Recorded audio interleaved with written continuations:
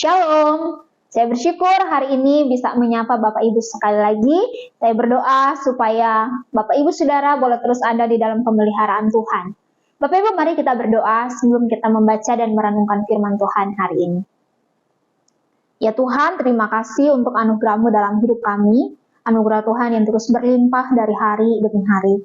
Kami bersyukur kalau sampai hari ini kami boleh terus merasakan betapa Tuhan setia menyertai kami. Kami Tuhan saat ini rindu untuk mendengarkan Tuhan berbicara sekali lagi kepada kami.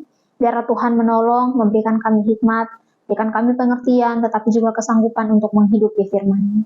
Terima kasih ya Tuhan, kami menyerahkan waktu ini ke dalam tangan-Mu. Di dalam nama Tuhan Yesus kami berdoa. Amin. Bapak Ibu Saudara, hari ini saya mengajak kita untuk merenungkan Ayub pasal 28, Ayub pasal 28 ayat 12. Saya akan membaca dari Alkitab Terjemahan Baru edisi yang kedua, demikian firman Tuhan. Tetapi di mana hikmat dapat ditemukan, di mana tempat akal budi?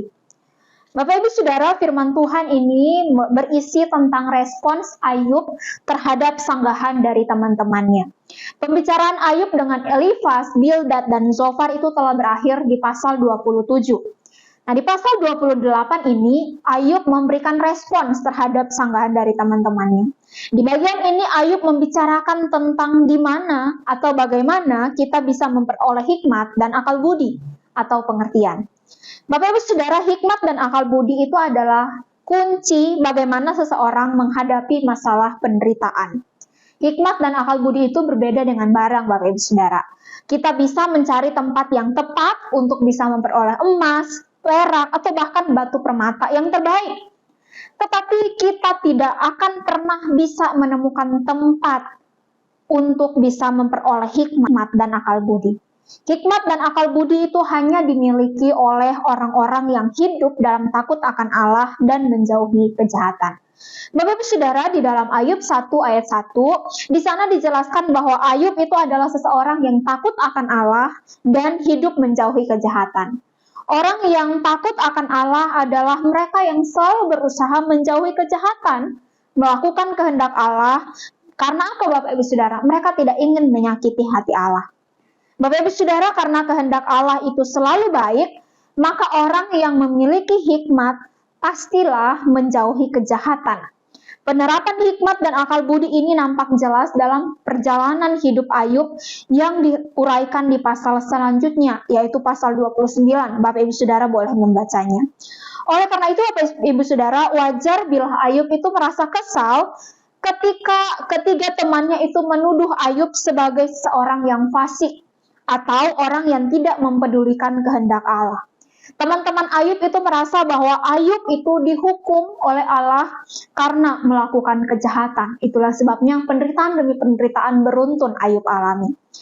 Maka Bapak Ibu Saudara, bila benar bahwa Ayub itu adalah seorang yang hidup dalam takut akan Allah dan menjauhi kejahatan, pertanyaannya adalah mengapa Ayub itu harus menderita sengsara?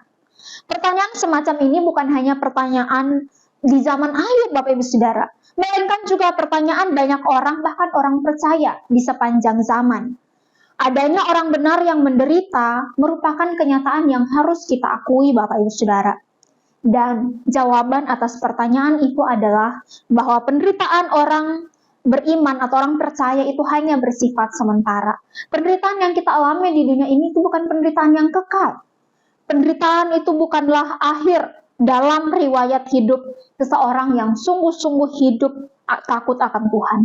Bapak Ibu Saudara, Allah selalu memiliki rencana yang baik bagi setiap kita anak-anaknya. Setelah penderitaan berakhir, akan ada penghiburan dan sukacita, baik di dunia saat ini maupun di dunia yang akan datang. Maka Bapak Ibu Saudara, bagaimana sikap kita ketika kita mengalami penderitaan, pergumulan, kesulitan, kegagalan, kehilangan, dan hal-hal negatif yang lain?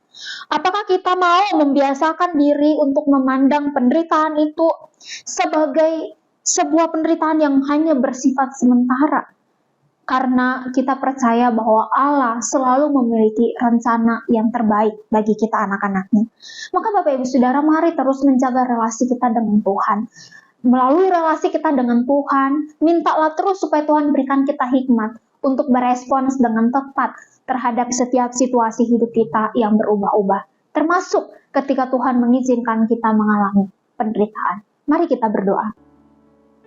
Tuhan, tolonglah kami untuk tekun berelasi dengan Tuhan, membangun keintiman dengan Tuhan, sehingga melalui keintiman dengan Tuhan itulah yang akan memberikan kami hikmat, akal budi, untuk kami boleh berespons dengan tepat terhadap setiap situasi hidup kami yang terus berubah-ubah. Bahkan ketika pun Tuhan mengizinkan kami mengalami pergumulan, penderitaan, kesulitan, atau apapun itu Tuhan, berikan kami hikmat itu. Terima kasih Tuhan, biarlah melalui setiap pengalaman hidup kami, nama Tuhan yang dimuliakan. Di dalam nama Tuhan Yesus kami sudah berdoa dan bersyukur. Amin.